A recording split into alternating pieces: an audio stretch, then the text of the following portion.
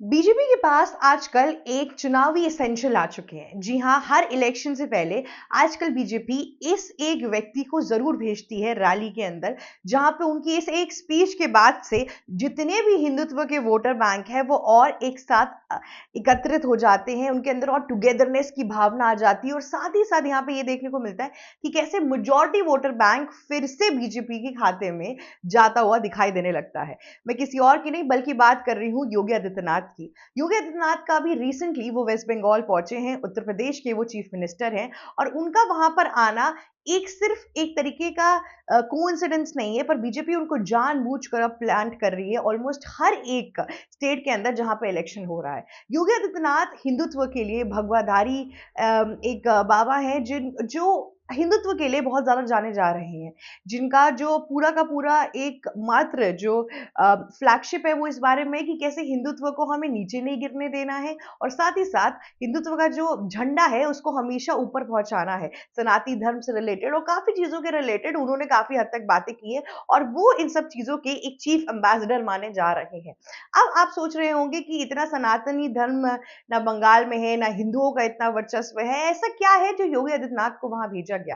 So basically Yogi Adityanath पहुंचे Midnapore, waste Bengal के अंदर। वहां पे जब चुनावी रैली हो रही थी उस टाइम पर योगी आदित्यनाथ ने बोला कि बंगाल में सिर्फ बंगाली बोली जाएगी, उर्दू नहीं। बंगाल का एक मेयर है जो कहता है कि यहाँ पर उर्दू बोलो क्योंकि ये मुस्लिम पॉपुलेटेड एरिया है, बंगाली नहीं। ये साफ साफ इंडिकेशन है कि बंगाली सभ्यता को ये लोग एक एक साथ ऐसे मार गिराने की कोशिश कर रहे हैं और डिमिनिश करने की कोशिश कर रहे हैं कि पूरी तरीके से खत्म हो जाए। और यहाँ पे जो आपके वामपंथी विचारधारा के लोग हैं जिनको लगता है कि बांग्लादेशी मुस्लिम्स को भी वेस्ट बंगाल के एक पार्ट है और इस तरीके के, उन लोगों को ज्यादा हद तक वर्चस्व मिले। इसके बाद से लोगों के अंदर एक आक्रोश आया कि यहाँ पर एक्चुअल में योगी आदित्यनाथ खेल गए। उन्होंने हिंदुत्व से रिलेटेड कुछ नहीं बोला, पर उन्होंने यहाँ पे टारगेट किया बंगाली ऑडियंस को कि आप लोगों की जो जगह है वो आप लोगों की है। आपका कल्चर धीरे धीरे ये बांग्लादेशी घुसपैठी लेकर जा रहे हैं। यहाँ पे जिस हिसाब से बंगाली भाषाओं को डिमिनिश किया जा रहा है, जिस हिसाब से उसको हटाया जा रहा है, वो अब एक इश्यू बनता हुआ सामने उभरता हुआ आ रहा है। इस इश्यू को आपको हटाने की जरूरत है इस टाइम पर। और ये जो मास्टर स्ट्रोक है ना, जो बीजेपी हर बारी इलेक्शन के पहले खेलती है, वो बहुत हद तक काम करता है मेजॉरिटी वोटर बैंक लेने के लिए। देखिए, हमारे देश के अंदर अगर आप मोस्टली जितने भी स्टेट्स में देखेंगे, ओवरऑल हिंदू ज्यादा है मेजॉरिटी में, राइट। और बीजेपी का क्या पूरा तात्पर्य और पूरा जो उनका फ्लैगशिप है वो हिंदुत्व पे ज्यादा खेला जाता है, राइट। तो यहाँ पर योगी आदित्यनाथ को एक हिंदुत्व फ्लैग बेरर की तरह हर इलेक्शन के पहले प्लांट कर दिया जाता है। इसके पहले हम बात करते हैं बिहार इलेक्शन की, जो 2025 में हुआ था। उस इलेक्शन का सबको बहुत जोरों तोरों से इंतजार था। वहां पर पहुंचे योगी आदित्यनाथ। उन्होंने बोला कि कौन ओबीसी, कौन एससी, कौन एसटी, कौन शेड्यूल कास्ट, कोई भी अलग अलग जितने भी कैटेगरी के लोग हैं, ये सब कौन लोग हैं, हम सब एकजुट मिलकर एक हिंदू हैं और हिंदुओं की हमें प्रोटेक्शन करना है। हिंदूवादी और हिंदू समाज धारा के लिए आपको आगे बढ़ के आना है और साथ ही साथ सनातनी जो धर्म है हमारा उसको अब ऊपर पहुंचाना है। और इसके बाद से बिहार इलेक्शन के अंदर एक जो वेव आई ना, लोगों को ऐसा लगा कि पहली बार वो एक ऐसा स्टेट जहां पे सबने एक दूसरे को जातिवाद के तौर पर बांटा था। जितने भी पॉलिटिशियंस आते थे वो कास्टिस्ट वोट की तरफ जाते थे कि कास्ट रिलेटेड वोट जाएंगे।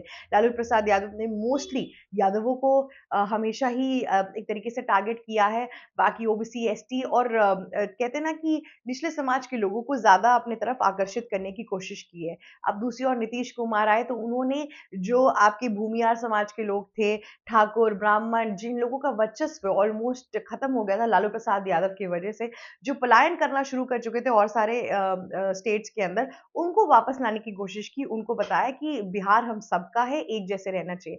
और दूसरी जगह अब जो आरजेडी और इन सबों ने पूरी मैनिफेस्टोज और प्लानिंग की थी, उसमें भी कास्टिस्ट वोट बहुत ज्यादा थे।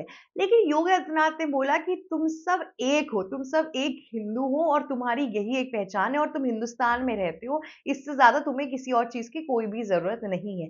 तो उसके बाद से क्या हुआ ना कि बिहार के अंदर लोगों के अंदर एक बात आई कि हम सब एक तरीके के लोग हैं। हमें पहली बार एक लीडर हमारे सामने आया है, पहली बार एक पार्टी हमारे सामने आई है जो हमें इन सारे कास्टिज्म के आधार पे नहीं रोका जा रहा है।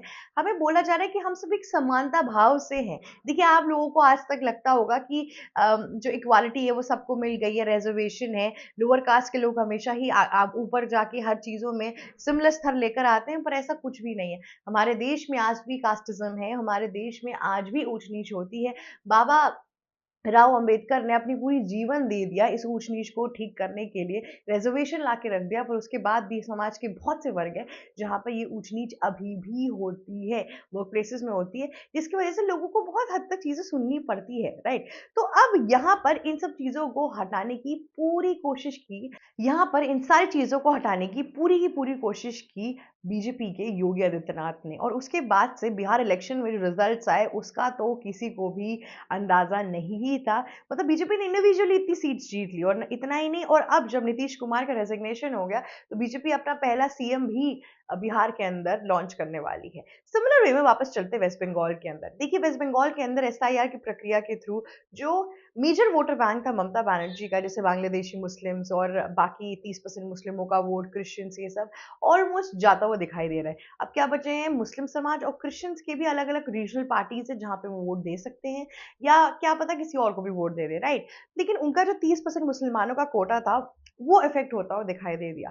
अब क्या हो गया कि जो मेजरली जो 50% जो बंगाली हिंदूज है वहां पे, उनका जो आकर्षण है वो बीजेपी ने लेने की पूरी कोशिश की। अब जहाँ पे हिंदुत्व की बात हो वहां पर योगी आदित्यनाथ ना आए, भगवाधारी ना आए, ऐसे कैसे माना जा सकता है? तो इसलिए उनको प्लांट किया गया। अब यहाँ पर जो बंगाल के अंदर एक वेव आएगी, वो इस तरीके की आएगी कि इतने सालों से बंगाल, अगर आप देखेंगे, ब्रिटिशर्स के टाइम पे सोने की चिड़िया मानी जाती थी। जितने पोर्ट्स वहाँ पे थे, जितने तरीकों के बिज़नेसेस थे, जितने तरीकों के खान-पान, पोएट्री, आर्टरी सब कुछ थी वहाँ पे, और आज के डेट में इंडस्ट्रियलाइज़ेशन है ही नहीं। लोगों के पास काम ही नहीं है, इन्फ्लेशन इतना ज़्यादा बढ़ता जा रहा है, गरीबी इतनी ज़्यादा हो गई है वेस्ट बंगाल के अंदर। तो उसकी वजह से वहाँ पर दिक्कतें और बढ़ती जा रही हैं, और साथ ही साथ जो ऑपरेशन हिंदुओं को झेलना पड़ रहा है इतने टाइम से, वो भी एक पॉइंटर है। देखिए, आपको लगता होगा कि कोई बात नहीं है, समानता की तरह सब ट्रीट हो रहे हैं, पर ऐसा कुछ भी नहीं है। वहाँ पर समानता की तरह चीज़ें नहीं हो रही हैं। देखिए, टीएमसी का जो हमेशा से मैनिफेस्टो रहा है, 15 साल की जो गवर्नमेंट रही है ममता बनर्जी की, उसमें एक चीज़ उन्होंने नोटिस की है कि वो हमेशा माइनॉरिटी वोटर बैंक पे ज़्यादा ध्यान देती हैं। 3 सोचिए, 3 टेन्योर उन्होंने काट लिए वेस्ट बंगाल के अंदर, पर आज तक उन्होंने आज सच कोई मंदिर की स्थापना करने की कोशिश नहीं की। पर बाबरी मस्जिद तो बन गया वेस्ट बंगाल के अंदर। जब बाबरी मस्जिद बन गया, उसके बाद से जब उनको समझ में आ गया कि उनका जो वोटर बैंक है वो धीरे-धीरे जाता जा रहा है, और मुसलमानों का जो केंद्र है वो हुमायूं कबीर ओवैसी साहब की तरफ जाता जा रहा है, तो उनको लगा कि अब हिंदुओं को भी हमें एक तरीके से अपनी टीम में लाने की कोशिश करनी चाहिए। अब हिंदुओं के लिए उन्होंने पहली बार महादेव के मंत्र गाने शुरू कर दिए। इतना ही नहीं, ये घोषणा कर दी कि हम जगन्नाथपुरी बनाने की पूरी कोशिश करेंगे। उनका जो मंदिर है वो वेस्ट बंगाल में भी स्थापित करने की पूरी कोशिश करेंगे।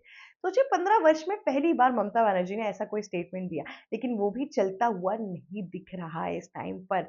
और इसीलिए योगी आदित्यनाथ की इस एक स्पीच के बाद से बीजेपी अपना माइक ड्रॉप परफॉर्मेंस दे देती है और कहती है कि अब मुझसे अगर लेके जा सकते हो ये इलेक्शन की गद्दियां, तो लेके चले जाओ, लेकिन तुम नहीं ही कर पाओगे, क्योंकि मैंने अपना ब्रह्मास्त्र छोड़ दिया है।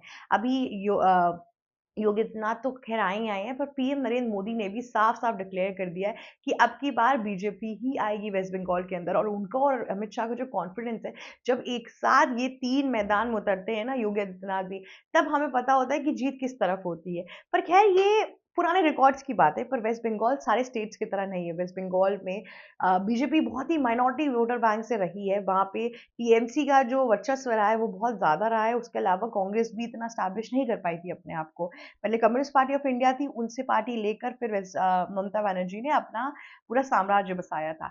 अब यहाँ पर ये भी हो सकता है कि जितने मुसलमान हैं, बांग्लादेशी मुस्लिम्स अभी भी जो बचे हुए हैं, या बहुत से हिंदू भी एक साथ एकत्रित होकर बीजेपी के खिलाफ वोट करने के लिए टीएमसी को वोट दे सकते हैं। ये सब चीजों की संभावनाएं भी हैं, पर जिस हिसाब से चीजें चल रही है उस हिसाब से बीजेपी बहुत कॉन्फिडेंट लग रही है।